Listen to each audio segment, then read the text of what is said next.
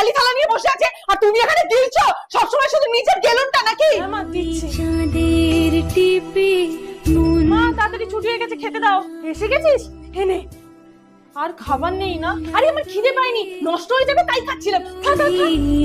আর বলো না আমার বৌমার কথা, অলক্ষী একটা। বিয়ের পর আমাদের একটার পর একটা ক্ষতি হয়েই যাচ্ছে। রাতের চোখ আমাদের তো ছেলে বুড়ো বয়সের সাহারা, তোমার তো মেয়ে, এখন থেকেই ভাবো।